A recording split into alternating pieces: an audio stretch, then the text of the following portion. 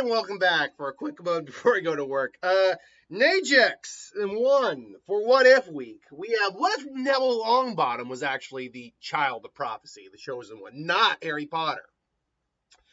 Now, I'm going to be flat out honest here. For the majority of the series, if we're just looking at obviously the books and the films, I've actually only read the first 5 books. I never actually read The Cursed Prince or The Half-Blood Prince or Deathly Hallows. I've seen the movies, but not actually read the books, so I don't know the more in-depth stuff with the books. But for the first, let's just say 6 books, whatever. Technically 6 movies, or actually 7 movies, whatever.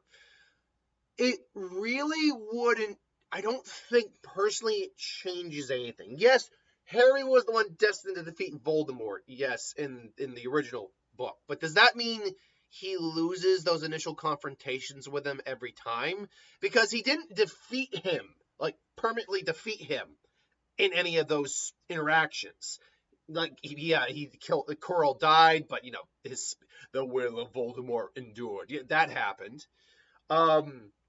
Tom Riddle, that Horcrux was destroyed, but destroying a Horcrux doesn't translate to killing Voldemort. It just translates to weakening Voldemort enough to kill him permanently. So,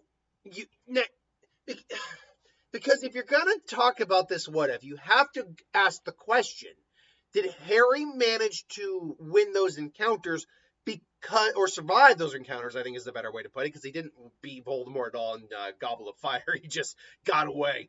But did he do that because of fate, because of the prophecy, or did he do that because of he had the wits and the wherewithal to figure out how to kill him, whatever, or beat him in that scenario, or survive that scenario? That's what you have to ask the question of. How strong is the prophecy? How strong is fate in the Harry Potter world, really?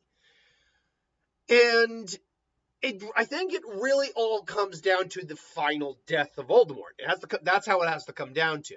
It's not the destruction of a Horcrux. It is the last death of Voldemort.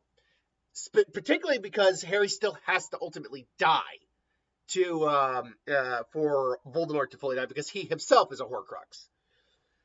So really what would ultimately happen is you would still get him dying, faking his death, then attacking Voldemort, and then you would get basically let's call it what it is, the beam struggle between Harry and Voldemort. Now, in this instance, however, this is where the change happens, because Harry would actually now be on the losing side of this fight.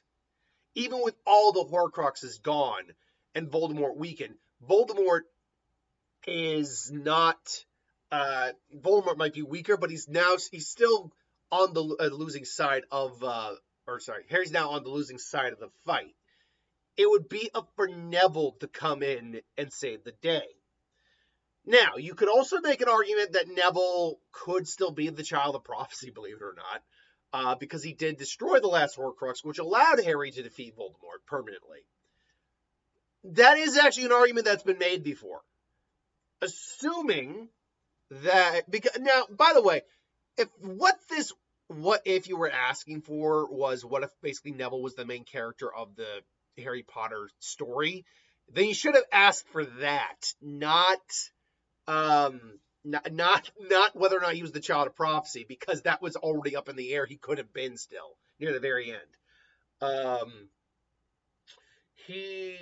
So you could either have it that nothing changes because technically Voldemort dies because Neville destroyed Nagini, or you could have literally Neville Longbottom come in, not have his wand on, just javelin throw the sword of Gryffindor right into Voldemort. And then Harry blasts the attack back, and they both simultaneously kill him. Either way, there actually, I don't think is a lot that would change if Neville turned out to be the child of prophecy, because that was always up in the air in the movie, and there are still theories today speculating that he always was the child of prophecy, because they didn't win without him. When you really break it down, they won because of Neville, because he got the Sword of Gryffindor and decapitated Nagini. So there's a very strong argument you could make that he was, in fact, still the child of prophecy.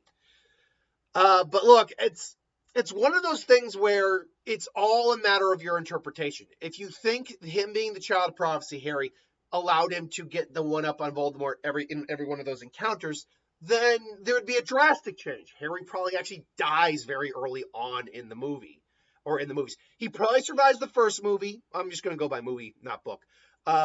It's the same thing, more or less, but they cut out content. He'd probably survive the first movie because of the special and charm on a special charm that his mother's like his love imparted on him. So when he touched Harry, he still burst into whatever. So he probably survived that. I think he would probably still survive Chamber of Secrets because of Fox and the Sword of Gryffindor still showing up. So I think he'd survive that. We know he'd survive Azkaban. Nothing about that would change. And he would probably survive the Goblet of Fire because of the wand interaction. But it's after that things get a little tricky. Would he survive, say, Order of Phoenix, where Voldemort's trying to get in his head?